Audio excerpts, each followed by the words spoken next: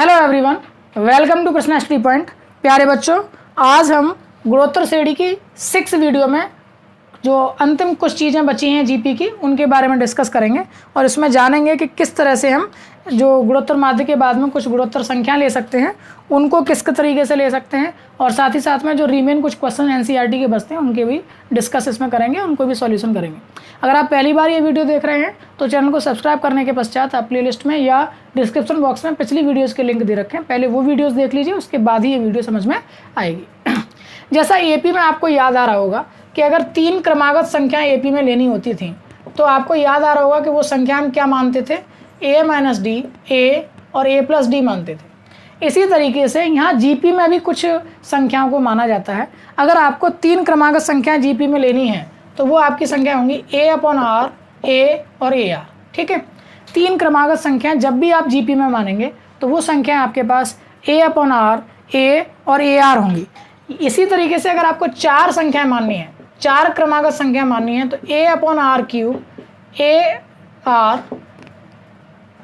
फिर a/r3, ar3, जिससे जो कट जाएगी वैल्यू वो चीज़ें लेनी है बस, ar और a/r। ठीक है, जो चीज़ें जिससे कट जाए बस वो लेनी होती है। मैं आपको लिखना भी सिखाता चल रहा हूँ, इसलिए अपॉन में r³ है तो यहाँ मल्टीप्लाई में r³ होगा, अपॉन में r है तो यहाँ मल्टीप्लाई में r होगा। इस तरीके से जब भी आपको 4 क्रमागत संख्याएं जीपी की लेनी होंगी तो वो क्या रहेंगी, a/r3, a/r, ar और ar3। अगर आपको 5 संख्या लेनी है तो a/r² से शुरू करेंगे, a/r आ जाएगा, a/r², a/r, a और ar और ar²। ये 5 क्रमागत संख्याएं आपकी जीपी में हो गई। तो इस तरीके से जब भी आपको 3 क्रमागत संख्याएं जीपी में लेनी हो तो a/r, a और ar। 4 क्रमागत संख्या लेनी है तो a/r3, a/r, ar, ar3। और 5 अगर क्रमागत संख्या आपको लेनी है तो a/r², a/r, a, ar, ar²। इस तरीके से आप ले सकते हैं। अभी आपको 11th और 12th लेवल पर केवल ये 2 की ज़रूरत पड़ेगी, 3 क्रमागत संख्या और 4 क्रमागत संख्या होंगी। अब देखिए एक एग्जाम्पल लिया है, उससे हम क्वेश्चंस को करेंगे। कैसे करेंगे, 3 क्रमागत संख्या हैं जिनका योग 38 है। 3 क्रमागत संख्याओं का एडिशन दे रखा है, sum of 3 conjugative numbers in GP 38, और मल्टीप्लिकेशन दे रखा है उनका 1728। ठीक है, 1728। सॉल्व करना है, फाइंड करनी है वो नंबर्स कौन कौन सी हैं। तो लेट वो नंबर्स क्या मानेंगे आप, a/r, a एंड ar है। ठीक है, उनका सम जो दे रखा है, चलिए मैं यहाँ कॉमा ही लेकर के देता हूँ। गिवन क्या है आपको, गिवन है इनका सम a/r plus a plus ar²। ये 38 गिवन है, इक्वेशन फर्स्ट हमने कह दिया। अब सेकंड दे रखा है आपको a/r into a into ar था ना, ar इक्वल टू 1728। तो r से एक r कट गया, a³ की वैल्यू हो गई है 1728। किसकी वैल्यू जो है वो 1728 का क्यूब होती है, 1728 किसका क्यूब होता है ये आपको याद होने चाहिए। 15 तक के क्यूब और 30 तक के स्क्वायर आप लोग हर समय याद कर लीजिए, बेसिक मैथ में हमने आपको बताया। तो a का क्यूब हो गया ये 12 का क्यूब, यानी a की वैल्यू हो गई आपकी 12। a की वैल्यू आपने फाइंड कर ली है तो अब आप आंसर निकाल सकते हैं। a की वैल्यू 12 को पुट इन फर्स्ट कर दीजिए, इसमें रख दीजिए। a की वैल्यू को कितना रखना है, 12 रखना है। यहाँ से सॉल्व करके आपके पास किसकी वैल्यू निकल के आएगी, r की वैल्यू निकल के आ जाएगी। ठीक है, a की वैल्यू 12 रखते ही यहाँ पर 12 रखेंगे, ये इधर माइनस हो जाएगा, यानी 12/r plus 12 into r equals to 38 minus 12। 12 भी मैंने कॉमन निकाल लिया, 1/r plus r equals to, या कॉमन मत निकालिए तब भी कोई बात नहीं है, कॉमन ना भी निकालें तब भी कोई बात नहीं है। 12 प्लस 12r² इक्वल्स टू 38 में से 12 चले जाएंगे आपके तो 26 बचेंगे, 26r हो जाएगा बस। ठीक है, इसको इधर ले आइए तो 12r² माइनस 26r प्लस का 12 इक्वल्स टू 0। अभी 2 से मेरे ख्याल से कट सकता है, तो 6r² माइनस का 13r और प्लस का 6 इक्वल्स टू 0। 6 6 36 के ऐसे फैक्टर, 36 के ऐसे फैक्टर कर रहे हैं कि प्लस करके 13 आ जाए। तो 9 4 जा 36, 9 चौक 36 होते हैं। तो 6r² माइनस के 9r माइनस के 4r प्लस के 6 इक्वल्स टू 0। सॉल्व करेंगे यहाँ से और r की वैल्यू फाइंड कर लेंगे।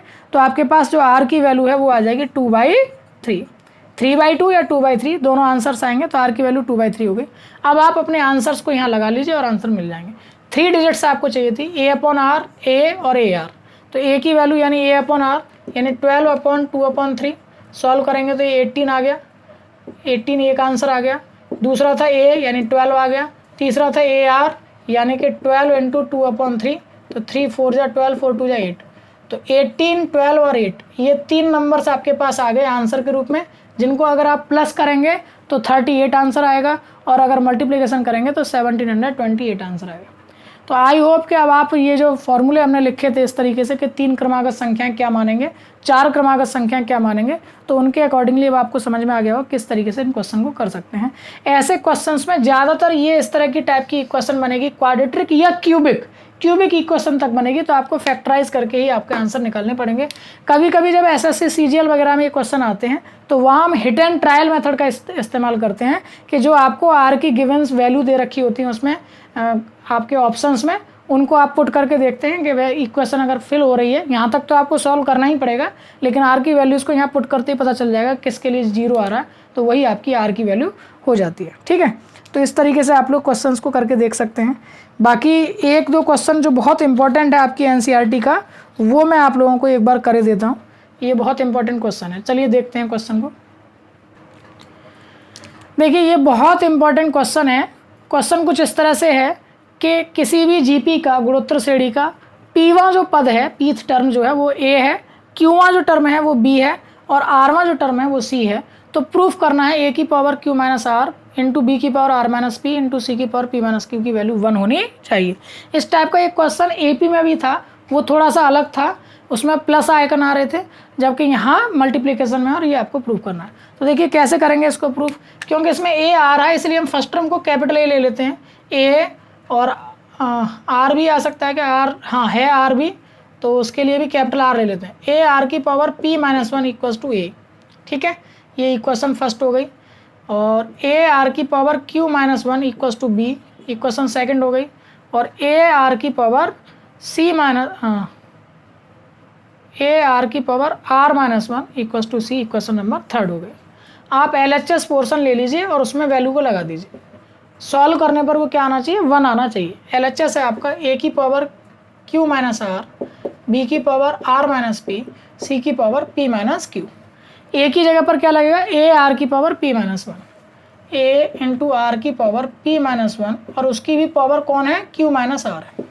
इसी तरह से A R की पावर Q माइनस 1 और उसकी भी पावर कौन है, R माइनस P है।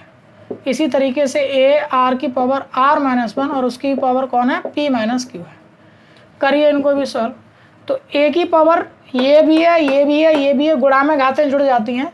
तो Q minus R plus R minus P plus P minus Q, ये तो A वाले ले लिए मैंने सारे टर्म। A गुणा में है, A पर पावर Q माइनस R आएगी, A पर पावर R माइनस P आएगी और A पर ही पावर P माइनस Q आएगी। उनको मैंने एक जगह कर दिया। ठीक है, अब हम क्या कर रहे हैं, इंटू R की पावर की बात कर रहा हूँ।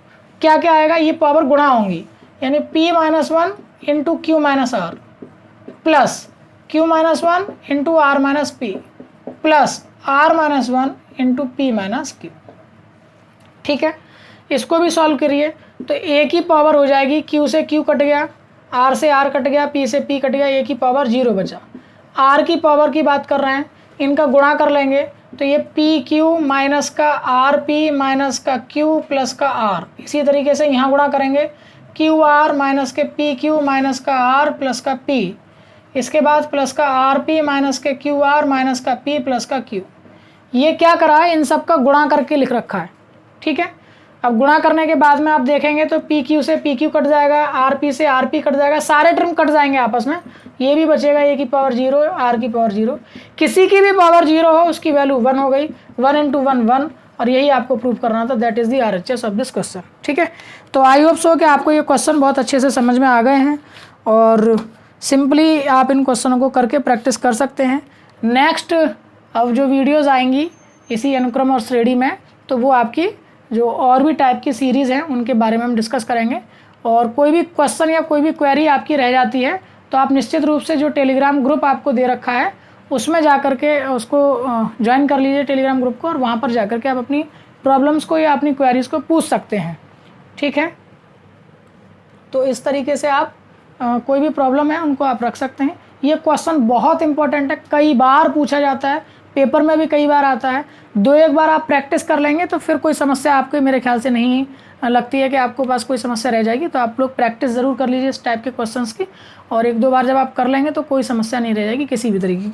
तो इस तरीके से ये जीपी के कुछ क्वेश्चंस थे, और 1-2 क्वेश्चन और अगर हम लेना चाहें तो आपके लिए ले सकते हैं। कोई भी प्रॉब्लम कैसी भी हो तो आप लोग हमसे पूछ सकते हैं ज़रूर, निश्चित रूप से। ठीक है, बाकी लगभग ठीक है सारे क्वेश्चन। एक एनसीईआरटी का क्वेश्चन जो आपका बैक्टीरिया वाला है, किसी कल्चर में जो बैक्टीरिया की संख्या है वो प्रत्येक घंटे के पश्चात दोगुनी हो जाती है, 2 टाइम्स हो रही है किसी भी कल्चर, मतलब एक बायोमेट्रिकल चीज़ है एग्रीकल्चर से रिलेटेड।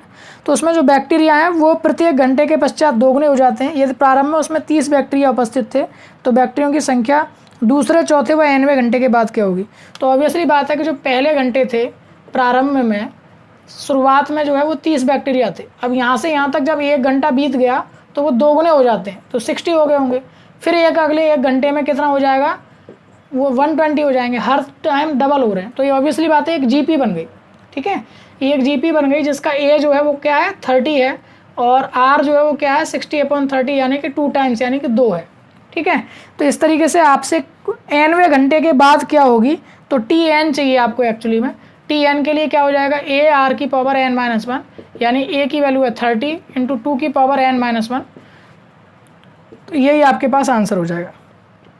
ठीक है, 30 × 2 की पावर, और n+1 नंबर्स हो जाएंगे क्योंकि 30 से शुरुआत हो रही है, 1 घंटा यहाँ से शुरू हो रहा है, तो ऑब्वियसली बात है कि n-1 की बजाय n आ जाएगा, क्योंकि ये संख्या जो हो जाएगी वो n+1 हो जाएगी। ठीक है ना, तो n की बजाय यहाँ लगेगा n+1 -1, तो ये n बचेगा, 1 से 1 कट जाएगा। तो इस तरीके से आपके पास आंसर आ जाएगा 30 × 2 की power n। That is the right answer of this question के nth आवर में नंबर ऑफ बैक्टीरियाज कितने हो जाएंगे। ठीक है, तो इसी तरीके से आप जीपी का जो यूज़ आप देखते हैं ऑन कंप्यूटेशनल मेथड में, तो वो जो आपकी कंपाउंड इंटरेस्ट है उसको कैलकुलेट करने के लिए यूज़ किया जाता है। इसी तरीके से जो आपकी पॉपुलेशन है उसको काउंट करने के लिए यूज़ किया जाता है। सेंसस में बहुत सारा यूजेस जीपी का ही आप लोग देखते हैं। तो इस तरीके से ये कुछ जीपी के कुछ क्वेश्चंस थे, कुछ एप्लीकेशंस थे। आई होप सो कि वीडियो आपको पसंद आया होगा। वीडियो आपको पसंद आया तो लाइक और शेयर करना ना भूलें, और जो भी आपके साथी लोग हैं उनको ज़रूर चैनल के बारे में बताइए, ज़्यादा से ज़्यादा चैनल को सब्सक्राइब कराइए, और यूँ ही ढेर सारा प्यार चैनल के बारे में देते रहिए। साथ ही साथ में आप लोग कमेंट करके ज़रूर बताया करिए कि क्या और चैप्टर आपको या कौन सी प्रॉब्लम पर आपको कुछ और वीडियो नहीं बना करके दें। साथ ही साथ आप देख रहे हैं कि कॉम्पिटिटिव एग्जाम्स की स्टडी जो बच्चे कर रहे हैं वो पता है सीरीज़ या स्टैटिक जीके की सीरीज़ को भी देख सकते हैं और उसमें पढ़ सकते हैं। और बहुत ही जल्दी आप लोगों के लिए रीजनिंग वगैरह की भी जो सीरीज़ चल रही है उसमें और अच्छे से प्रैक्टिस सेट आपके लिए लेकर के आएंगे, जिससे कि आप कॉम्पिटिशन्स की भी तैयारी एकेडमिक के साथ साथ कर सकें। तो बने रहिए हमारे साथ, यूँ ही अपना प्यार देते रहिए। Thank you so much, bye bye.